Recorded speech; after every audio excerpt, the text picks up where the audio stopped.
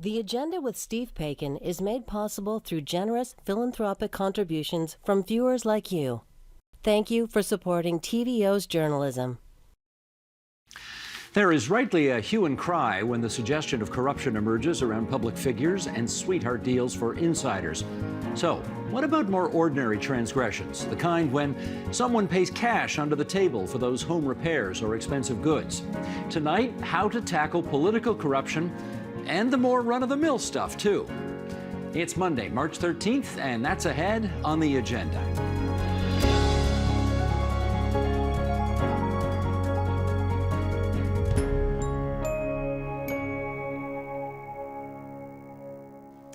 Nearly 5 years ago, the federal government became ensnared in corruption allegations in what came to be known as the SNC-Lavalin affair. Over the past few months, controversy swirled in Ontario about invitees to a stag and doe reception held by the Premier. Canada's place on Transparency International's corruption perception ranking was unchanged this year at 14th. 14th. With us now on what Canada needs to do to improve on that, in our nation's capital, Akash Maharaj, Ambassador at Large for the Global Organization of Parliamentarians Against Corruption. And Gary Clement, who spent 34 years with the RCMP investigating organized crime.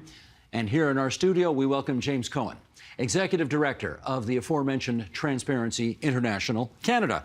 James, good to have you back here in our studio, and to our friends in Points Beyond, thanks for joining us as well. I want to pick up on that number 14. Now, on the one hand, 14 out of whatever, 200 isn't bad. But this is Canada, and my hunch is we think we ought to be better than 14th. So what's going on here? Well, not only that, we've actually been sliding over the last 5 to 7 years. Canada's been on a downward trend. We took a big fall last year, and not only did our score stayed the same, but we've been bypassed by countries like Ireland and Australia, who have managed to improve their status.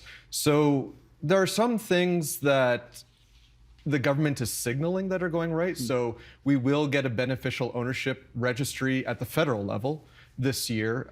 There's plans to have a Canadian Financial Crime Agency at some point, either the plan this year or by next year. So those are really good signs.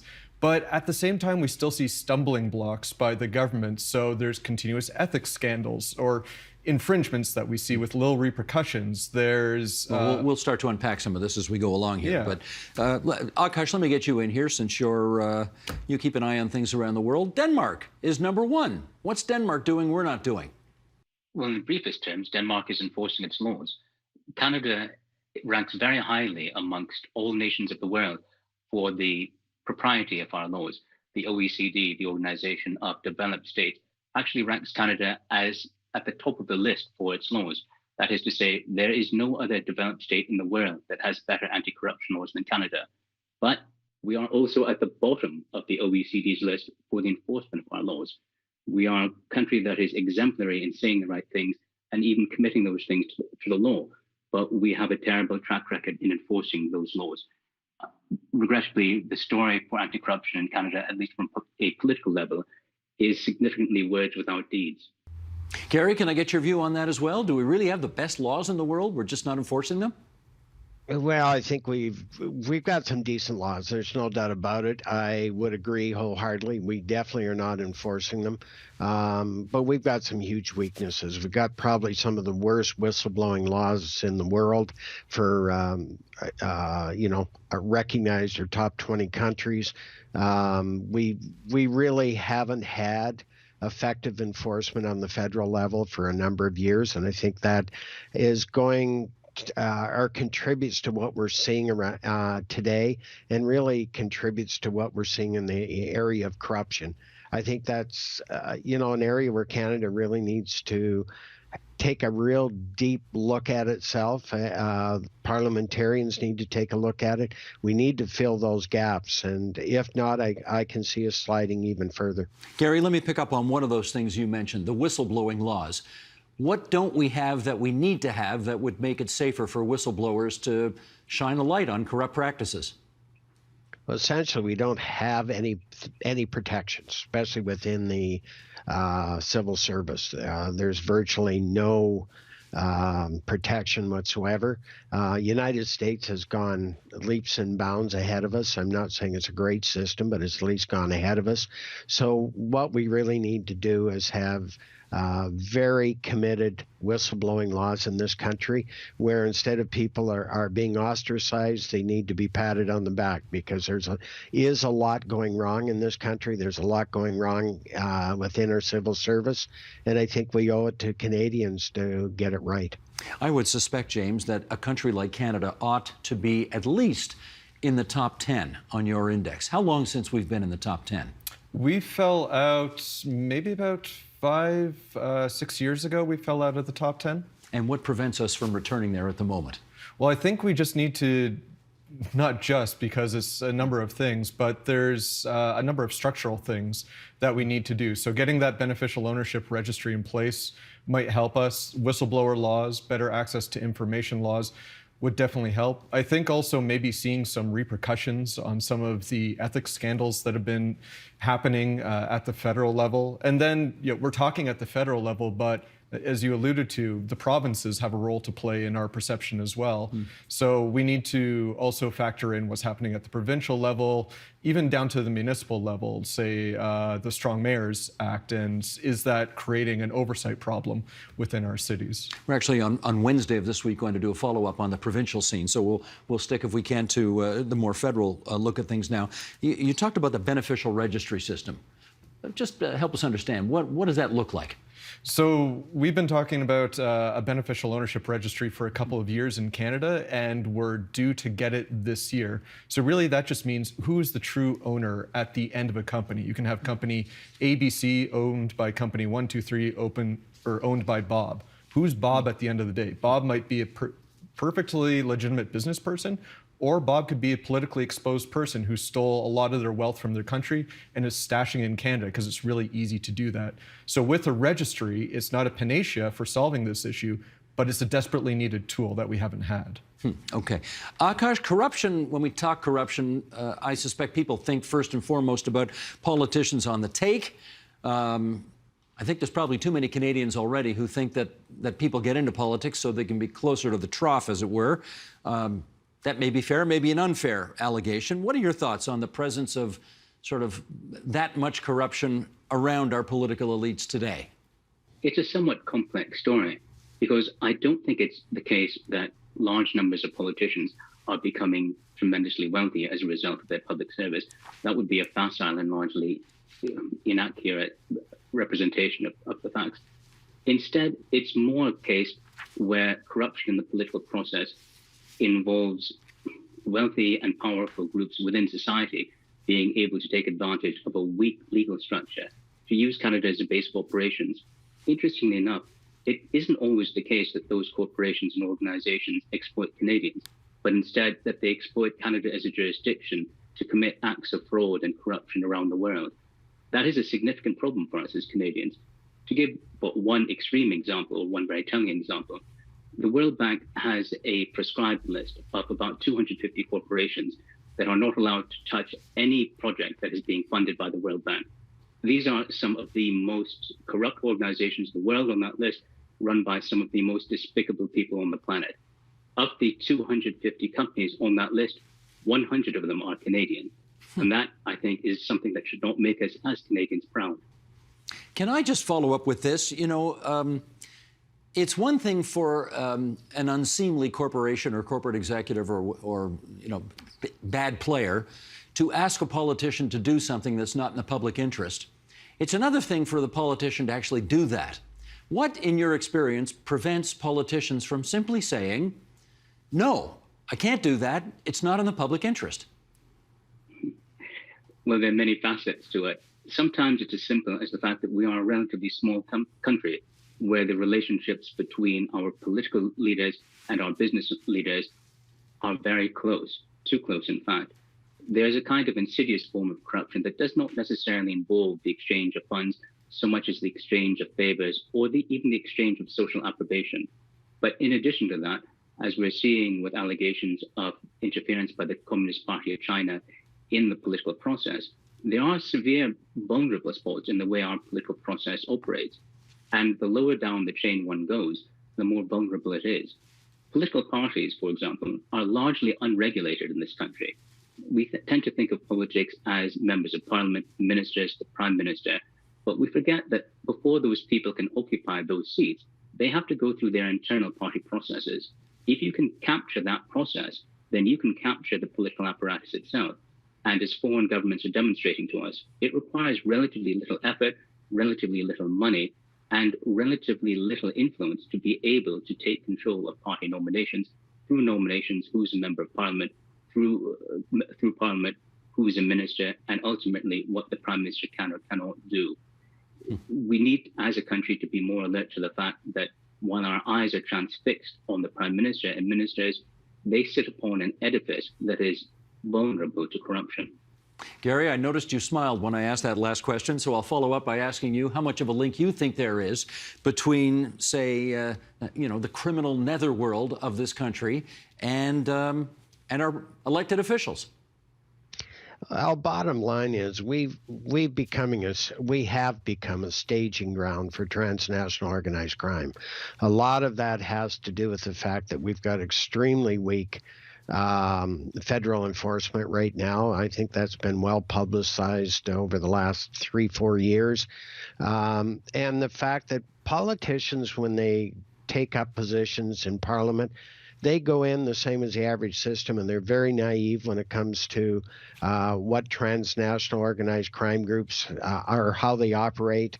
They aren't well briefed on how to deal with individuals that approach them, and they see it as they're going to get a donation to get elected or for the party. All these things has to be brought in, and more due diligence has to be done on the people. The reality of it is, with the legislation or with our judicial system, it's become virtually ineffective in a lot of respects. All you have to do is look at the Jordan Supreme Court ruling that requires, speedy trials with timelines. You look at Stinchcombe decision, which requires full and frank disclosure.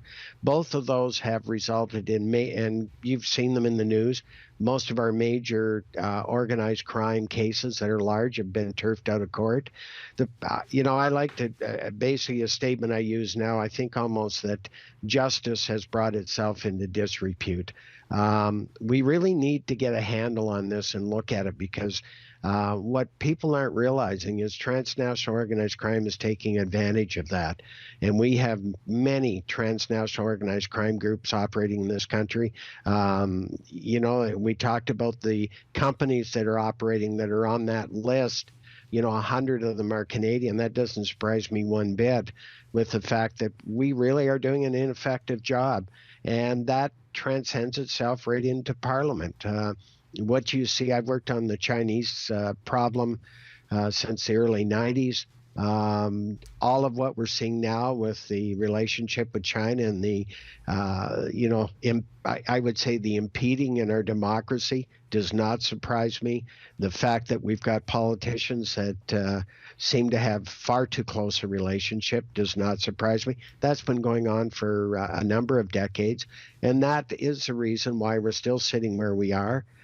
We really need to get a handle on this and have people wake up to realize that I don't think this bodes well for our democracy if we keep it up. Well, James, let me find out who you think is more responsible. And to that end, let's just look back over the last 3 decades. Liberals were in power from 93 to 06. Then the Conservatives under Stephen Harper, 06 to 15. Then the Liberals back in again under Justin Trudeau from 15 until now. Are Liberals or Conservatives worse than the other at getting to the bottom of this?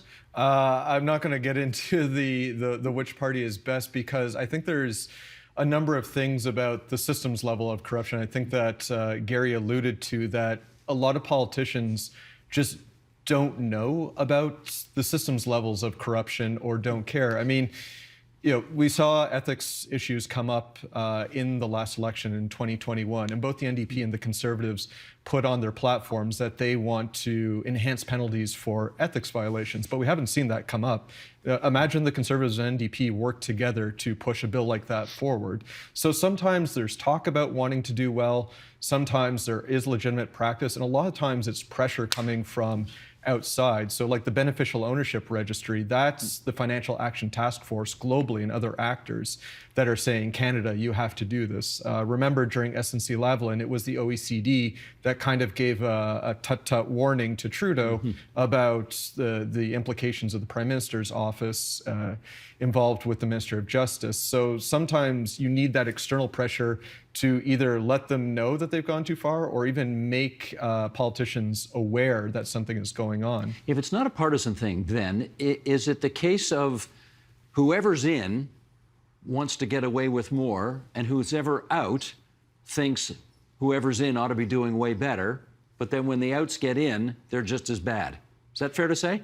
It's unfortunately, it can be fair to say that we don't always see the ethics reforms come in after somebody is in opposition and saber rattled and said, we need better. You don't always see something come in. So it is great that we see a push for beneficial ownership now. It is great that there's been some pushes for open government within this government. In the previous Conservative government, there was a harsher push on foreign companies with the integrity regime for procurement.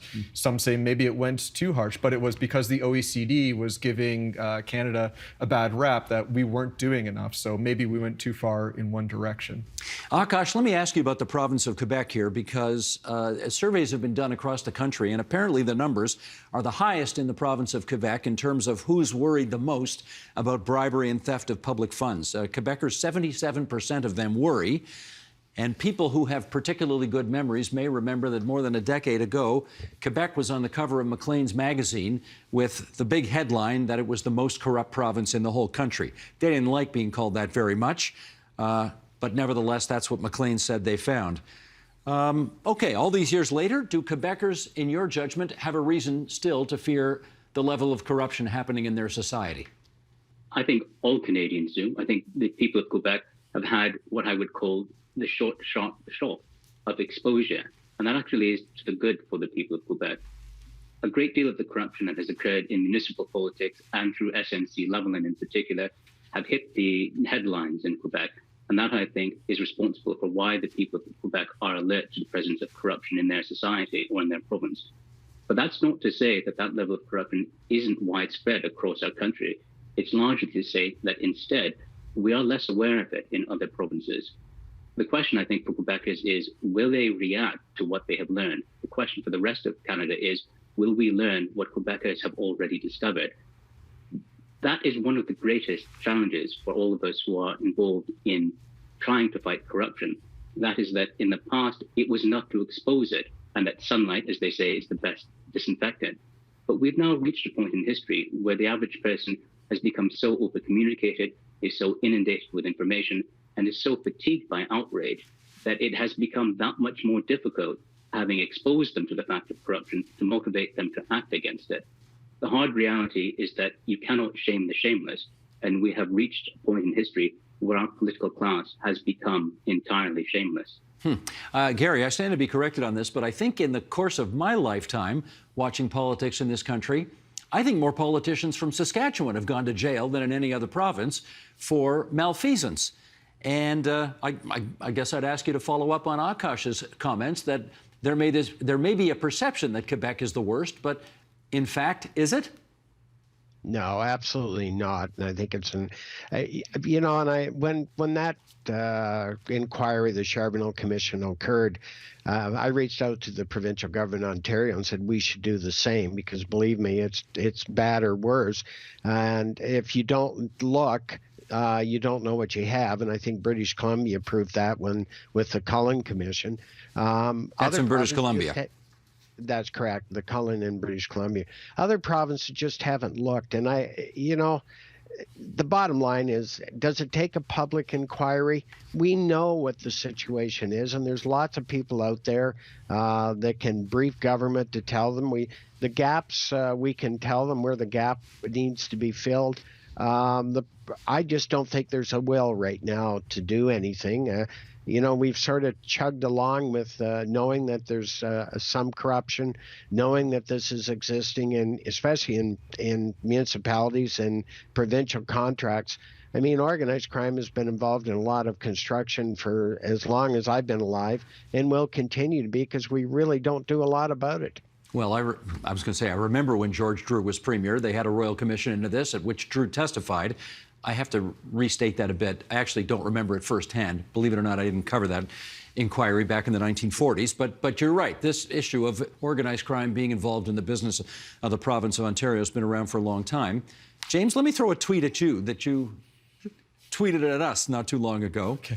You said, the West can't keep up wanting to be the defenders of the rule of law while protecting the global system of financial secrecy. The West can't keep being the provider of aid and hoarder of stolen wealth. Unpack that for us, if you would. What are you trying to say? In the West, we like to say that we'll fight corruption, that we'll end anti-money laundering, but we created a system in our economies where we hide the wealth. So if we look at Russia's invasion of Ukraine that started a year ago, the West put on sanctions against Russia thinking that will topple them, all of a sudden to realize that Russians were evading these sanctions because a lot of that money was held through these numbered companies I talked about earlier in our own economies. So our system that we created and turned a willful blindness towards to enrich ourselves, we actually made a tool against ourselves to stop kleptocrats from weaponizing our own economies. So I think since that year, a lot of the West has woken up to the security implications of corruption, but we have to unravel a lot of the mess we created. At the same time, we've been talking about aid to Africa or Latin America, where the African continent is actually a net creditor to the rest of the world. But we have stored enough of the stolen cash from impoverished countries into our own economies. So there's a lot that we can do about giving, about sending sanctions, but there's a lot that we have to do here at home to change things if we really want to address corruption as a security issue, as a global inequality issue, and even as an environmental issue. Quick follow-up here. Whenever we see, either in the newspapers or on a registry or something, a lobbying registry, if we see a numbered company, should we assume that whoever's behind that numbered company has malfeasance in mind, and that's why they are a numbered company? No, there's tons of legal reasons to have a numbered company. There's a lot of people doing legitimate business who didn't even realize possibly that there are implications to them using a numbered company. The point is that there are businesses that are the front line, the banks, the accountants, the lawyers, the realtors. When they see that numbered company, it is the law that they have to figure out who's behind it, and they need the tools to figure it out, because there are a significant number of people trying to use that system to hide their dirty cash here in Canada. We've called it snow washing here. Snow washing, right. Gary, back to you. Much of the illicit money apparently flows through our banks. So let me ask you about how culpable our banks are for allowing illicit money to end up in their vaults in the first place. The bottom line is money laundering can't occur without banks, lawyers, and accountants. It just can't. And so money is the money going through our banks? A good portion of it is, because it can't move around the world without it. They need the SWIFT system. So it is happening. Are banks culpable? I don't think they're doing it being willfully blind. I think not all of them. Some of them have been. There's no doubt about it. The bottom line is we're dealing with sophisticated organizations today, sophisticated organizations that operate because they know about the secrecy laws and where to go, and numbered companies, and how to set up these networks that make it almost impossible to follow a trail. So I think banks in good conscience are doing their job and trying to do it well, but it's going to slip through, and we're going to continue to see this. Beneficial ownership, properly done, that enables access, and with sharing provisions allowed between the banks, I think will help. I still believe, and I've argued this right from day one, the lawyers, the legal societies need to be brought in under the regime in some manner. I know the Supreme Court has ruled very strongly on it, but I believe there is a way that we can have some control. Without it, I don't think we'll improve in what we're doing today, and we're going to continue to get worse. Last few minutes here, let's see if we can get a couple of more questions on the record. Akash, in the next few years, the government of Canada is going to welcome, through immigration, perhaps as many as 500,000 new Canadians, potential new Canadians, into our midst. And some of them are going to come from countries where, let's face it, nepotism is a way of life. It's just, simply stated, the way other countries do business. How difficult do you think it is, or will be, to cross into a culture where, theoretically at least, we're not supposed to be about nepotism here? That's an interesting question. And I would emphasize theoretically, because there's a great deal of nepotism in our own society. Just as an aside, 2/3 of the fabled 1% in Canada are people who work for the same corporations as their fathers. And that, of course, includes the Prime Minister of Canada.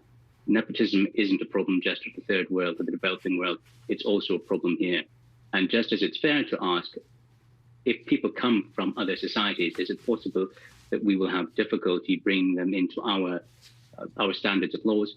I think we also need to admit that our standards of laws often fall short of those of people who are coming to Canada. Well, hang on. I got to jump in for a second, Akash, because I think of nepotism as daddy got me the job. You know, Pierre Trudeau didn't get Justin Trudeau the job as Prime Minister of Canada. Yes, he's got the same last name, and there's no doubt the last name helps him in some cases and hurts him in others, but daddy didn't get him the job. We can't say that, can we? Well, I wouldn't go to any one person, but I would say that the aggregate statistics tell us a telling story. I don't think that if you look at the fact that 2/3 of Canadians who are in the top 1% of earners work for the same corporations as their fathers is a coincidence, whether actively or passively, that those relationships enable them to get entree into corridors of power that were not available to other people. And it raises an interesting question about what is it that we mean by corruption? Do we just mean breaking the law? That is the most obvious form of corruption. But there are also forms of corruption that involve actions that are unjust.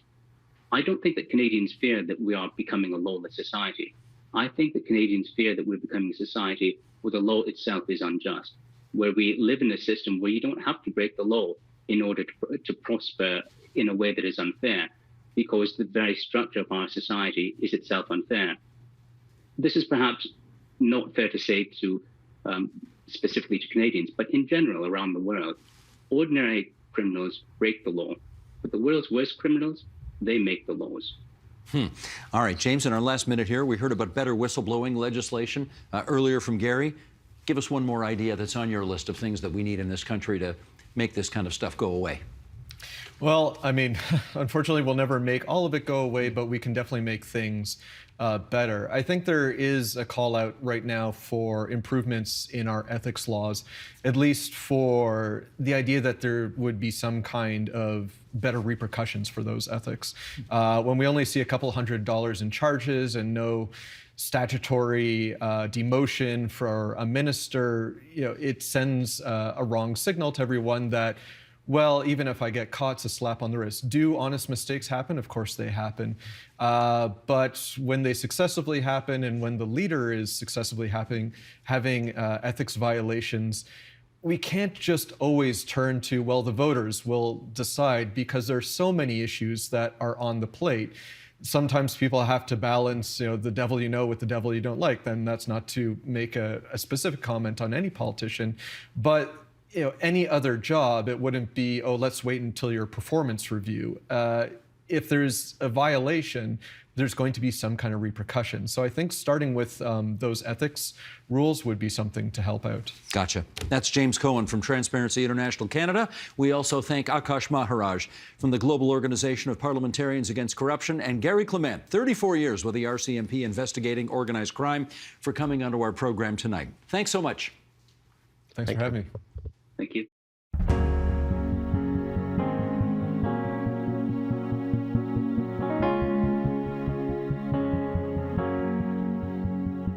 It's one price if you want to pay with a check and get a receipt. It's often another lower price if you pay cash. Individually, it seems like just a little thing, a deal that doesn't add up to corruption or anything, right? But according to Statistics Canada, the underground economy was worth about $68 billion in 2021. And that's not nothing. That's about what we spend on healthcare in Ontario every year. With us now on the bigger picture of those side deals and ordinary evasions, let's welcome in Halifax, Nova Scotia, anti-fraud consultant Vanessa Iaffola. In Winnipeg, Manitoba, Michelle Gallant, professor in the University of Manitoba's Faculty of Law, and in the nation's capital, Noah Arshinoff, founder and managing director of ACT International Consulting. And it's good to have you three with us here on TVO tonight. Michelle, to you first. The underground economy, of course, referring to activities whose goal is, well, basically not to pay taxes. And then there is not paying taxes itself. So let's start there. Between 2014 and 2018, I'm told roughly $112 billion did not find their way into public coffers that should have. Why didn't it? Well, that's a great question. That the number that you cite is something that we call tax gap analysis, which is simply an attempt to figure out, looking at, okay, how much tax money do we actually gather? And theoretically, how much money ought we to gather? And what is the difference between those two? And some of the reasons that we don't manage to collect all of those tax dollars would be things like economic activity that sort of goes unmonitored. So whether you call that the informal economy or the underground economy, but sort of the payment of wages, the purchase of materials, all kinds of things that happen, but that actually happen outside of sort of the formal reporting structures that would mandate that would say something about taxation. And let me do a quick follow-up with you, because I suspect our viewers and listeners will remember the whole Panama Papers scandal and all of the untaxed money that was leaving the country. The assumption was that the Canada Revenue Agency would somehow change the way they do business to prevent all of that, or at least more of that, from happening. Have they, in fact, changed the way they do business to prevent all of that or more of that from happening? Well, they've certainly received more resources. And since 2014, they've introduced a neat little thing to deal with international tax evasion, which is an incentivized snitch line. But generally, it's a very, very difficult thing to sort of contain. They have introduced sort of, I suppose, more monitoring, more auditing, and they've drawn on the information that was made available in the Panama Papers and others to sort of go after particular entities. So they've done a lot, but it's a very, very difficult thing to confront. Okay, Vanessa, as we suggested off the top, there seems to be as much underground economy in this country as we spend on healthcare in the province of Ontario every year, and that's a lot of money, almost $70 billion. From your perspective as an anti-fraud consultant, how pervasive is this in the lives of most Canadians? Well, I mean, if you're asking me whether most Canadians are engaged in money laundering, the answer is no. But really, I think the big issue is whether we're targeting the right kinds of people who are committing fraud, or who are, I think more importantly, also engaging in other kinds of activities related to money laundering that have real and significant political and social costs. Laundering funds from corruption, for example, capital flight coming to Canada, is a significant problem in that it has knock-on effects for Canadians who want to buy things like homes, for example. So the way that we're managing this problem, I think, does impact the lives of everyday Canadians. How so? Well, think about it. If you want to buy a home and there's low inventory somewhere because in part, not in whole, but in part, there's been capital flight from elsewhere. People see Canada as an attractive place and a safe place to park their money. That's going to impact the inventory available. That's going to drive up house prices. So people who want to buy homes and are unable to buy homes because they can't afford them are directly impacted. Noah, is there a way for the average Canadian to insulate him or herself from becoming a victim of this kind of corruption? Yeah, I think so. Firstly, I think you need to separate the innocent Canadians from the organizations, perhaps, that might engage in this kind of corruption. When we're talking about capital flight and that kind of thing, it's often not just people in their individual names that are investing in, for example, residential real estate. It might be done through shell companies, anonymous companies, with the very intention of disguising who that person is behind it. And so I think for the average Canadian, the way you really need to insulate yourself is you have to be separated out from those shell companies, those anonymous companies. Separated out means what? So, for example, if we're going to go after the owners of those shell companies, I think we need ways in which we can hold organizations responsible that is very different from holding individuals responsible. And we have some of this in our legal framework, where kind of the responsibility of organizations versus individuals. But I think that's generally one of the ways that we can evolve in that way to protect innocent employees. Okay, I take your point now. Now, Michelle, okay, we just heard the housing example from Vanessa as a way in which, because of all this illicit activity, the average Canadian can get, frankly, financially screwed. Give us some other examples. What other parts of the underground economy are sort of most damaging to the average Canadian? Well, I'm not sure that the underground economy is damaging generally to the average Canadian. I think that the significant damage or injury is the revenue. So as you outlined earlier, tax revenues go to fund all of our social programs. So if they're not being paid because of the underground economy, you have someone there's a big tax toll there. But there are, of course, harms in the terms of if I'm working for the construction industry and I'm being paid cash, I don't sort of have the benefits if I'm injured at work, those kind of things, or if I'm working in the retail. If I'm selling food and I'm an unlicensed business, if I'm sued, I'm not going to have any, insurance covering that. So there are those kind of harms for the individuals involved. But I do think the biggest people generally, for most of us, the biggest problem is that the taxes aren't paid and those revenues aren't coming in, so they're not going out to, as you fund healthcare, dental services, whatever it might be. But that's exactly the point I was trying to get to. If for some reason, for whatever reasons people do this kind of thing, they are avoiding paying legitimate taxes that ought to be paid to the coffers of our provinces and federal government, or municipalities for that matter. I mean, people complain about hallway medicine, and yet if we don't have enough money to get people out of hallways and into rooms, surely that's one reason why, isn't it? For sure. I would underscore Noah's point sort of about distinguishing who we're actually talking about. So I don't think if you think about the construction industry, you might think about people who are collecting some kind of social benefit and are also working for construction. I'm not really sure that those are the kind of people you would want to target, so that they already have a marginalized existence. One of the individuals who are the organizational structures you might want to target are those who are sort of the bigger ones, so the entity, so the construction company that's actually relying on those services and paying those, because that's sort of the big player. Okay, let me actually go to Vanessa and follow up on that. Do you, in fact, make the distinction between those kinds of players that Michelle was just referring to, and let's say, somebody who's going to get their house painted and they're going to pay cash and avoid, 13% on the harmonized sales tax, that kind of thing? I think it's fair to say that I would agree. Certainly focusing on bigger actors, more powerful actors with bigger economic power, is a much more fruitful approach for Canada to take. I would hate to see us use our resources to police the very small fish, people who are perhaps, waitresses who make very little and rely on tips, as opposed to focusing on the corporate entities, especially because those are the corporate entities who have access to those shell companies that Noah was discussing. They're the entities that are using these specific legal tools and legal mechanisms to consolidate their economic power to continue to profit.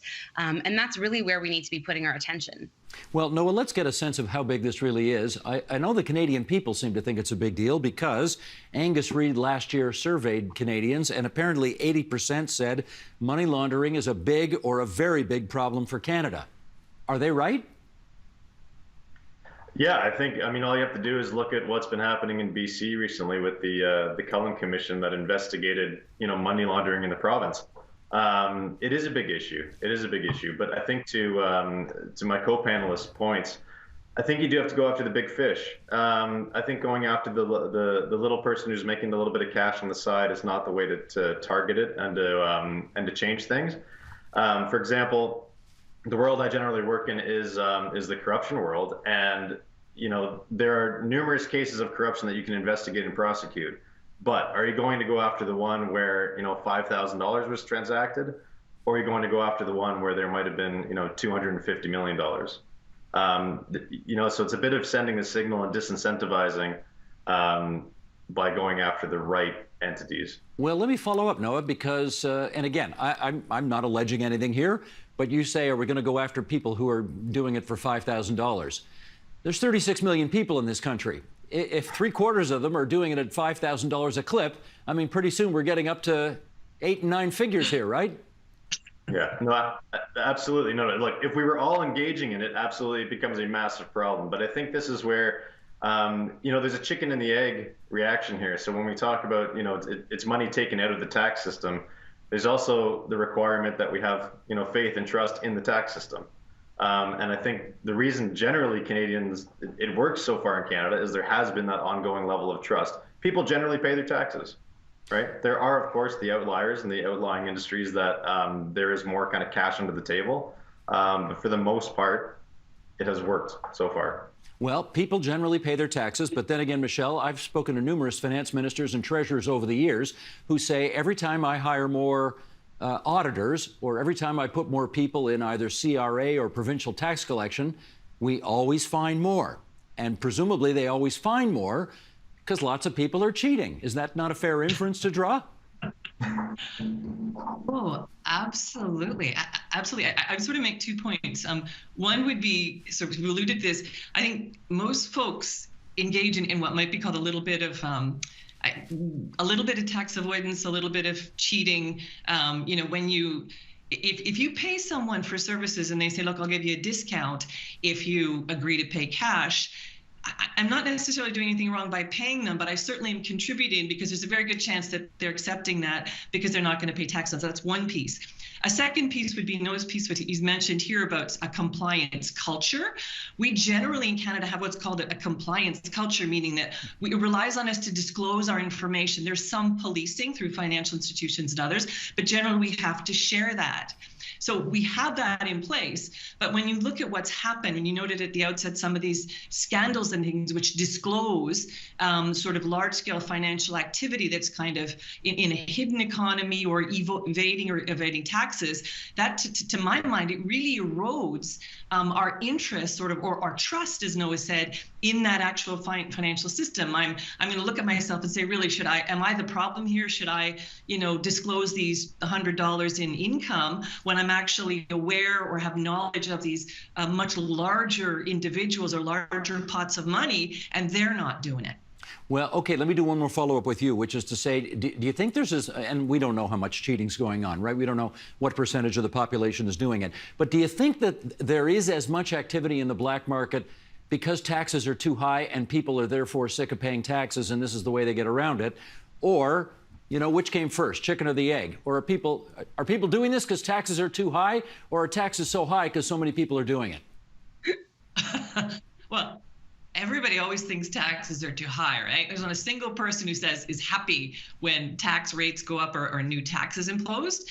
But when you talk about comparatively, I mean, if you live in France and your top tax rate is, over 75%, we look pretty sweet. We look pretty good here.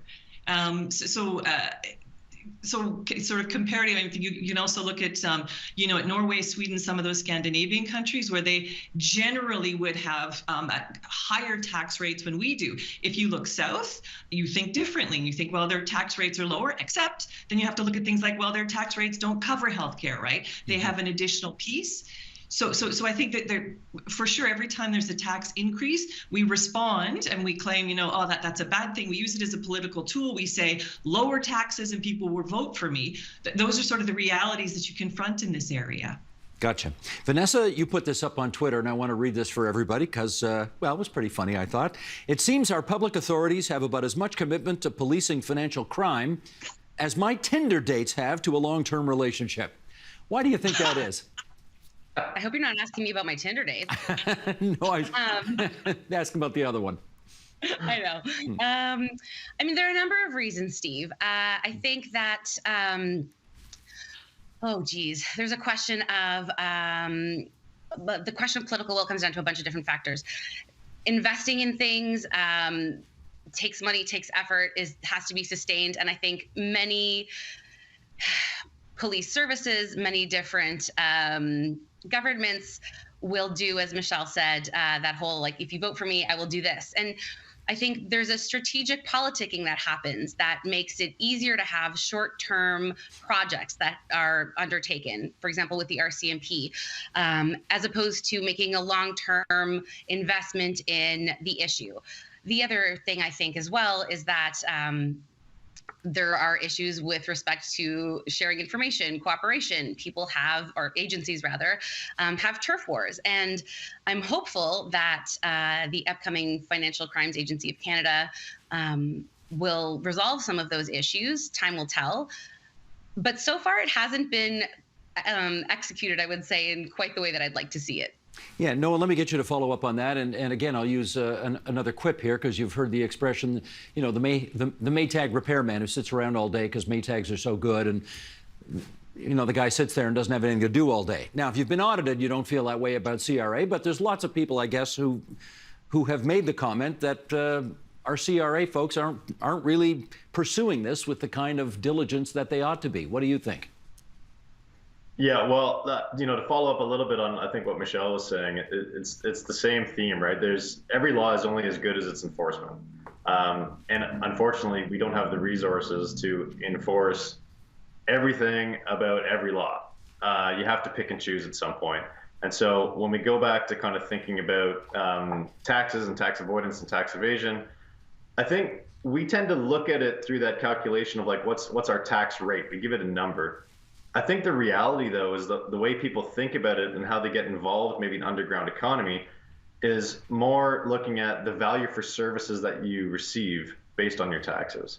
So and I don't think we tend to talk about it that way, but I really think that is how people react to it. And I can give you a great example from you know, my end of Eastern Ontario here. You know, we had a bit of a light rail building scandal, infrastructure scandal.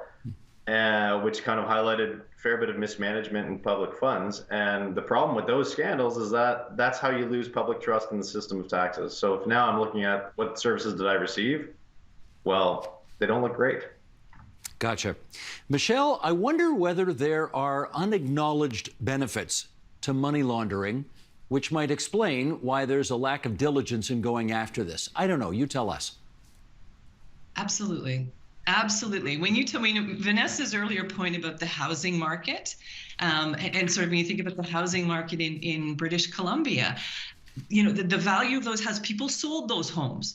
So if you're interested in selling your home and somebody's laundering money, they'll give you a lot more. So that puffing of, you know, to a certain extent, everyone is, if you own those homes, you're very happy that the amount of money, even dirty, clean, whatever, but when it's dirty money, there's a huge financial benefit there. If I'm a real estate agent and the money is hot, I'm making money, like on all those laundering transactions. If I'm a lawyer, I'm doing all the legal work for those. And again, there's a huge financial benefit to me. And when you think, just sort of to cast a different piece on this, some folks would say things like, you know, there are entire countries that have been built around, they might not use the language of money laundering, but they're sort of marketing things like financial secrecy. And then those countries have very strong economies. They're places where, some of them are places where you would like to live. And so when you think about money laundering as an activity, there are all kinds of financial benefits that attach to that, including the fact that, as I said, entire global state economies have been built around, to a certain extent, helping to folks to launder a little bit of money. Okay, Michelle, I'm going to be mischievous here. Name names.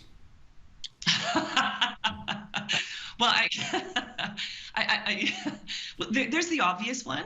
And one of the obvious ones would be if you look at Switzerland. I'm not condemning Switzerland, but if you look historically, you know, from they have from the development sort of the mercantile banks coming in and the development of the banking industry, one of the things they've offered and protected has been, right from going back to their own sort of Swiss mercenaries, has been the ability to keep your financial matters secret and private. So sort of long before sort of Swiss secrecy got this really negative negative identity in the Second World War, a lot of money was moving through Switzerland. Luxembourg, again, it's not a bad place, but if you look at, or Liechtenstein, if you look at, there are incredible sort of secrecy protections there. And those are places that you'd really like to, there's a lot of money in Luxembourg, Switzerland, Liechtenstein. Those of you, I could go through and name the usual suspects, which we talk about sort of things like the British Virgin Islands and, in Panama, those places too. Vanessa, let me go back to that issue of whether or not we are sort of in on it, and that's why we don't really take much diligence in getting to the bottom of it. Do you think there's something to that? Do you mean we as the Canadian polity, or? Yeah, exactly. We, the Canadian people, sort of have these benefits from all of this that we don't like to acknowledge, and therefore we're not too disappointed when there's not too much diligence on this front. I'm not sure that that's fair to say. I think, one of the great things about I think the Canadian people is that, as my co-panelists have pointed out, we do have a culture of compliance. And if 80% of Canadians, as you've said, have been surveyed and say that this is a problem, then, this is a problem for those Canadians who agree. It's really, Steve, I think at the end of the day, you've got complex systems, you've got complex institutions, you've got, histories of institutions lobbying government to, even in Canada, to keep their, the government's eyes, let's say, off of their clients' accounts.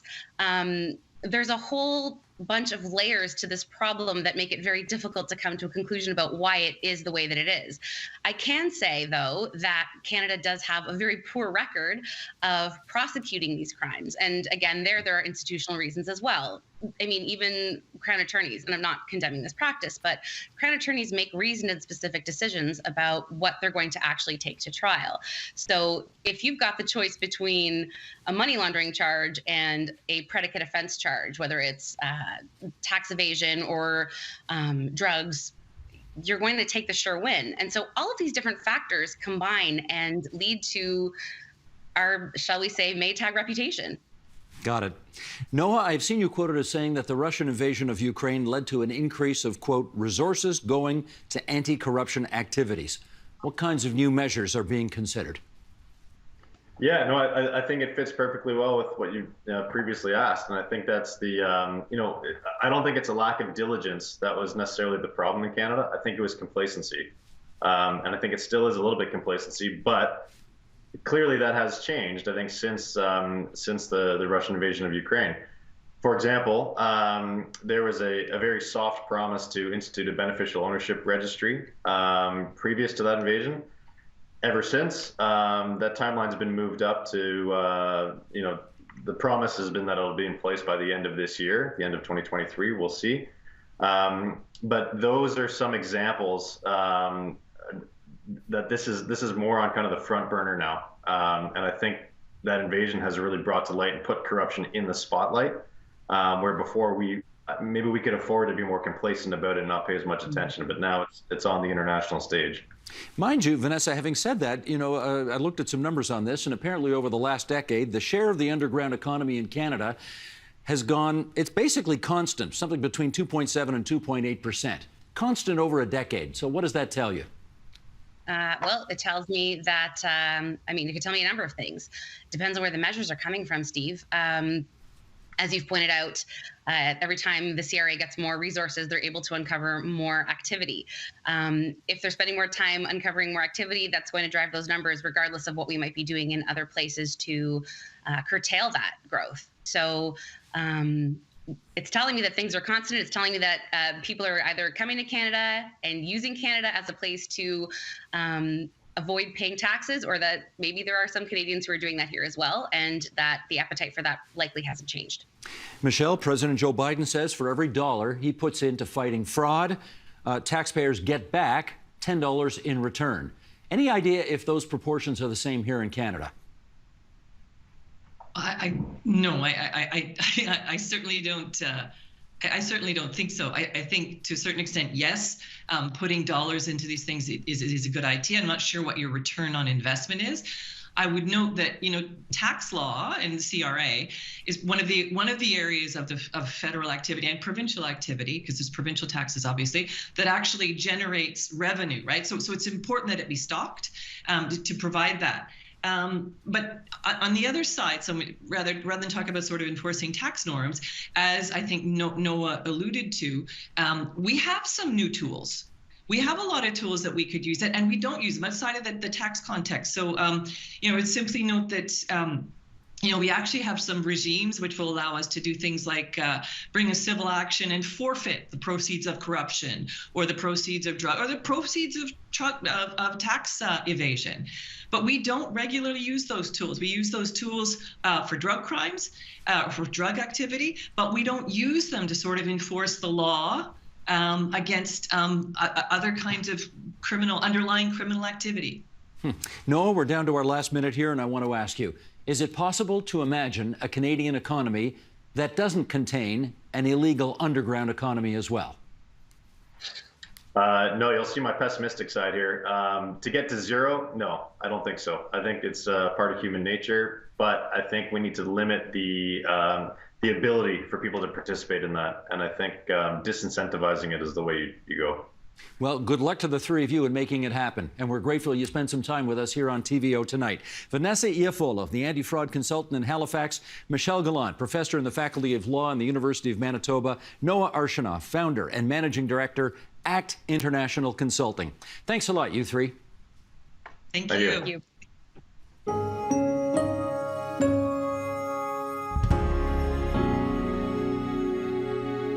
And that is the agenda for Monday, March 13th, 2023.